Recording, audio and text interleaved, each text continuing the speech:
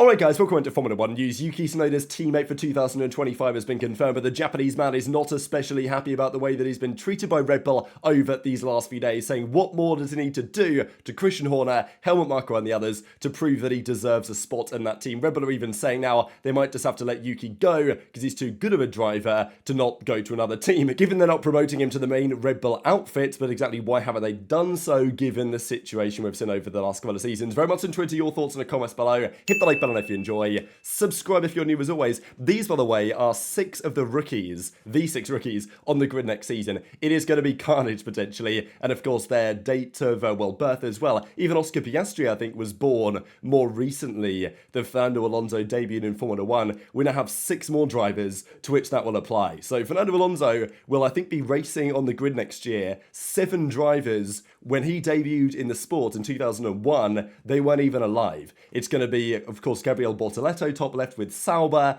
Kimi Antonelli at Mercedes, Jack Doohan with Alpine. Of course, bottom left we're going to get into Liam Lawson, Ollie Behrman. Technically, Behrman isn't a rookie anymore because he's driven now on 3 race weekends. Saudi, then of course in Baku with Haas, and then again in Sao Paulo after Kevin Magnussen was unwell. But I still think most people are considering Behrman to be a rookie. I mean, it's not like this year was his rookie year, although technically because he's done 3 Grand Prix, it's not. But you know what I'm saying. It's going to be chaos on the grid next season. When there's a wet race, I mean, can you imagine like a Hungary 2021, all of a sudden rinse and repeat? This was interesting as well on the day. Some rumours around a Rwandan Grand Prix. We know that recently that was where the FIA Gala was held. There's been lots of talk about this lately, and the rumour has it, the more that people are looking into this story, this seems more likely than not. There's been a lot of talk, of course, of getting into the African continent again. There was lots of talk about Kyalami, a return to South Africa, but apparently we are probably going to go back to Africa, but we're going to go to Rwanda instead. That's the latest rumour. What Grand Prix, if any, does that replace? Who knows? Of course, there's been a big talk recently around alternating Grand Prix on the European side of the calendar to kind of like what they did with the German Grand Prix, but do it with like Spa and, I don't know, Imola or something like that. So, you know, terrible ideas as far as I'm concerned. The idea they're rotating some of those Grand Prix and then having, you know, a Rwandan Grand Prix. Like, should we be racing in all the continents? Ideally, sure. You know, if that's coming at the expense of legendary Grand Prix circuits, then, you know, I'm not so convinced unless Rwanda are cooking up something especially good, in my opinion. But let's talk about the update of the day, the big news. Red Bull have been cooking over the last few days. They obviously got rid of Perez, they confirmed Lawson, and now they've confirmed Isack Hadjar as their second driver over there at Racing Bulls. It's still RB for now, but they've basically rebranded in the FIA documentation to be Racing Bulls now, and Isack Hadjar's the man for the job. He was second in this year's Formula 2 Championship, just behind Gabriel Bortoleto, who's also going to be on the grid. An entertaining driver, French driver, been around the Red Bull stable for a couple of years, shown some promise, shown some entertaining radio rants. I mean, that Racing Bulls team is going to be sensational over the radio the upcoming season with Yuki and Hadjar in the same team together. But yeah, driver with some promise and talent, not a driver that stood out massively in his junior career, like he's not, you know, considered to be the next Verstappen or anything.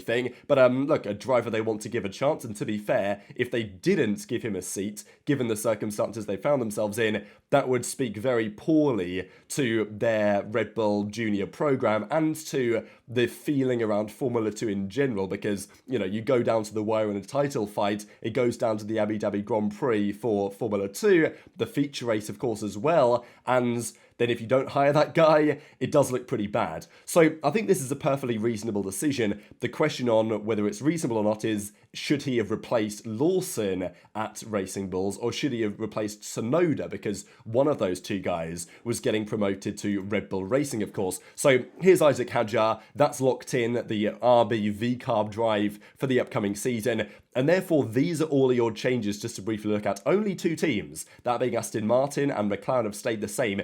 Every other team on the grid has made some changes. Of course, Mercedes, Ferrari, Red Bull Racing, Alpine are making a change with Ocon's going to Haas. I mean, it's chaos. Last year was such an oddity in Formula 1 history when everything stayed the same, but obviously it was not going to stay the same for too much longer. And that's exactly what we've seen here with Perez, Magnussen, Colapinto. For now, we'll see about Colapinto in the future. Bottas and Zhou, the same could apply for them as well, out of the sport for the time being. But of course, in a couple of years, we are going to have 11 European teams on the grid, so that may usher some of them back in. But this is your grid for the upcoming season, the driver lineup.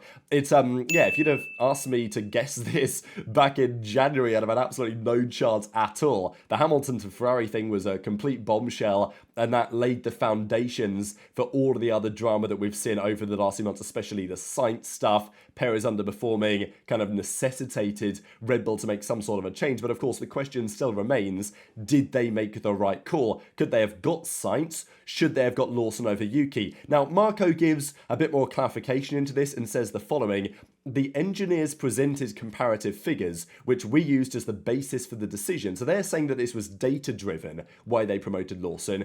You know, I think it was data-driven to some degree, and then maybe there were other factors in play as well. But as he says, in principle, it was a luxury problem. Both would have deserved the promotion. Now, of course, got to remember, Marko is like the pro-Yuki guy, whereas Horner is the more, you know, probably anti-Yuki, but more like skeptical on Tsunoda being a Red Bull quality driver. Maybe from a mentality perspective, that seems to be the general feeling. Both would have deserved the promotion, but Lawson may have more room for improvement in the future. It was his mental strength in particular that tipped the scales in the end. So what do we think about this part, right? I mean, sure, does Lawson have more room for improvement? I mean, yeah, Yuki's improved a lot over the last couple of years, and are we seeing Yuki near enough as good as he can be? Sure, that's probably arguable. Can Lawson get better? Sure, I'd say so, and he's been reasonably close to Yuki. I get it. But the point that I made yesterday was, is it really Lawson's place to do that improvement at Red Bull alongside Max? Historically, that's not especially gone down so well, putting lesser experienced drivers straight into a Red Bull next to Max. You know, we know what history tells us about doing that. Now,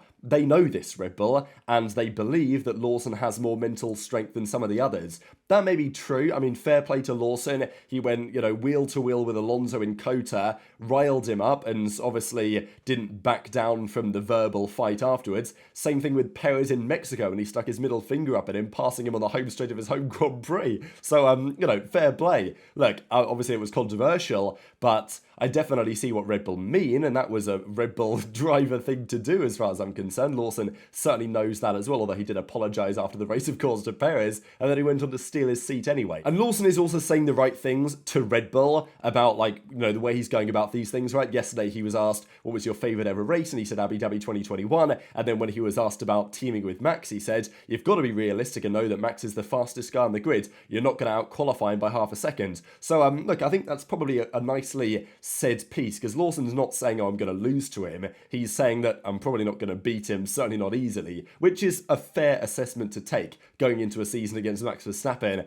And, you know, I get what Red Bull are saying from a mentality perspective, that they think Lawson might be stronger than some of the others they've put into the car over the last few years, and they had their reservations about Yuki. Of course, the argument for many would be Yuki's just earns the chance, at least, to see, at least for half a season or whatever. But look, they've obviously not gone for that decision, and now they've got to decide what they do with Yuki. As Horner says, we are acutely aware that if we're not able to provide an opportunity for Yuki, being in all honesty this year, does it make sense to keep him around? You can't have a driver in the support team for 5 years, but that's what they've done to him. You can't always be the bridesmaid. So it's interesting words, because it almost sounds critical of Yuki, you know what I mean? I'm not sure Horner means it like that, but it's not Yuki's fault that he's been stuck in this team. They could have promoted him. You've either got to let them go at that point or look at something different. He also says, though, he's very determined, Yuki. He knows that things change very quickly. Who would have thought 9 months ago we'd be sitting here talking about Lawson being our driver for 2025?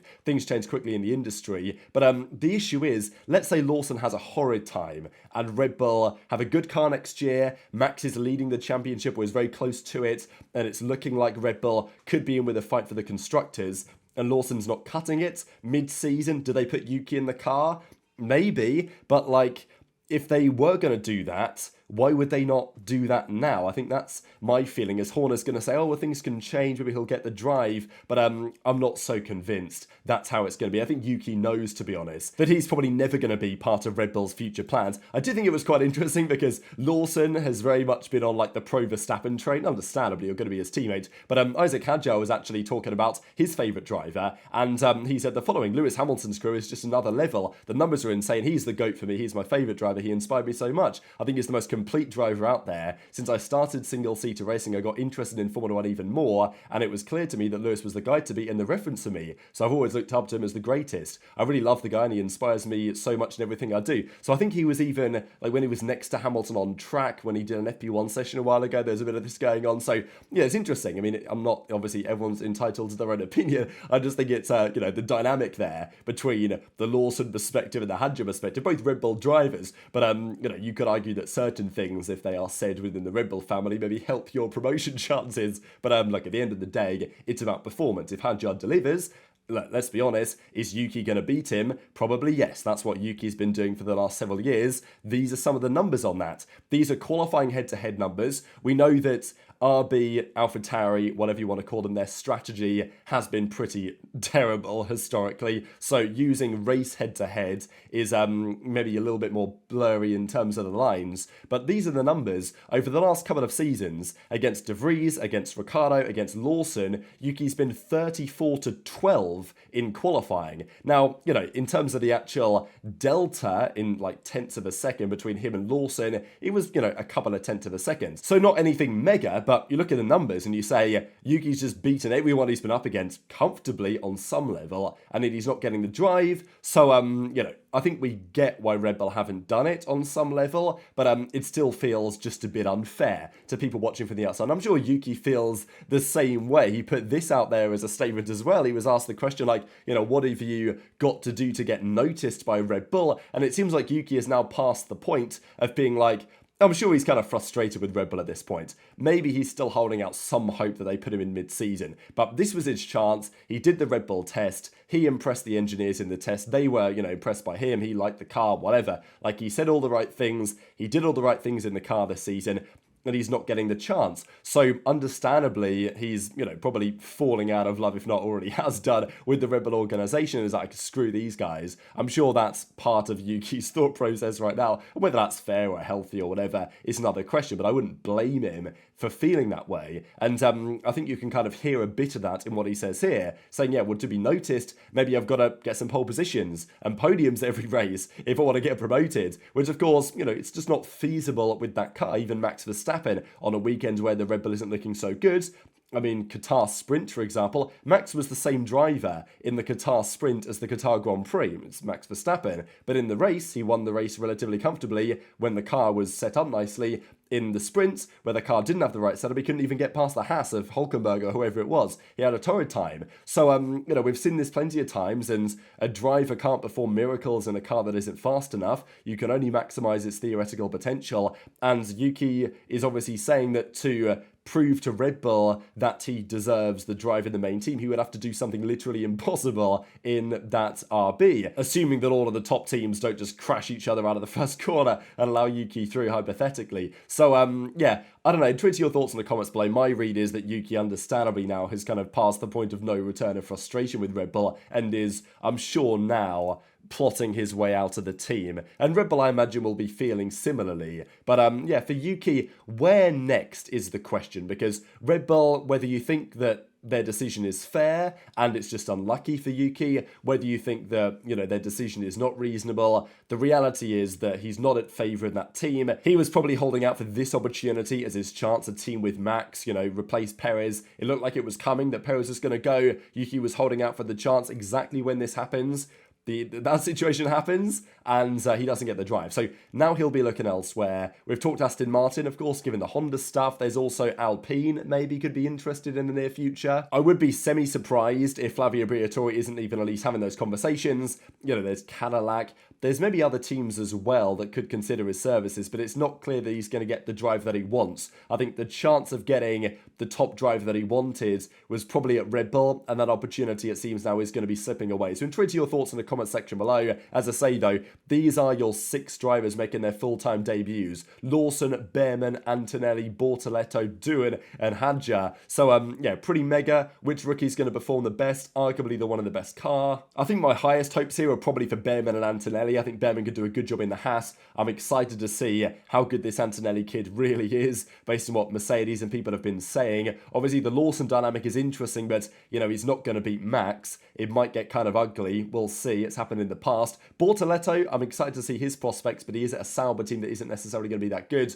Doing at the Alpine, Hadjar in the RB, decent expectations, but again, it's always difficult to say depending on the competitiveness of the car going into next season. Just a couple of final things before we close out the video. Hamilton is joining Ferrari. Well, he kind of has, but he's gone for a Maranello visit, I think in secret or something, that I didn't really talk about publicly. That was rumoured. 21st, 22nd of January, he's going to be at Maranello, Fiorano probably, to drive a Ferrari, and Vasseur was talking about it a little bit as well. He also kind of was asked the question, was it difficult to convince Hamilton to join Ferrari from Mercedes? And he said, yeah, it wasn't very hard, because to be fair, in 2023, they won more races than Mercedes. They weren't great in 2023, Ferrari. It wasn't clear they were making major progress, but it was clear that they looked to be on a better trajectory than Mercedes, and that still seems true today. So, when Vasseur had the conversations, it wasn't too much of a challenge, it seems, to convince Hamilton that this was a good project and this was exactly the way to go. So very much intrigued to your thoughts in the comment section below. Just thought this is interesting to close out as well. Driver of the Day 2024 winners. So Lando received 7 Driver of the Day awards this year. This, of course, used to be the award that Max would often win because, big fan favourites, would have good drives in the field. Hamilton would win the races, but, that's usually how it goes. The winner doesn't necessarily get Driver of the Day. Now, to be fair, when Max was only just starting to win, he would still get Driver of the Day, but you know how it tends to go. Once a driver starts dominating, they fall out of favour to some degree. The up-and-coming driver, they'll get the Driver of the Day awards from the fans, and that certainly applied to Lando this year. Leclerc, though, with 5, Hamilton with 3, and of course Great Britain where he won, Belgium where he won, obviously in controversial circumstances after the Russell disqualification, then Las Vegas as well, that recovery drive from 10th all the way up to 2nd. Sainz had 3 as well, Piastri with 2, Zhou Guanyu famously, of course, in Qatar when he scored the points. Max only got 1 all season. I mean, he won the first, however many Grand Prix of the year, but he only won 1 Grand Prix in a good enough way, it seems, to get Driver of the Day. That, of course, was Brazil. Danny Rick got it in Singapore. It was his final Grand Prix, so, a bit of a great assault, maybe. And then Ollie Behrman, of course, in Saudi Arabia. Very much intrigued to your thoughts in the comment section below. Hit the like button if you enjoyed. Subscribe if you're new. Take care, and I'll see you next time.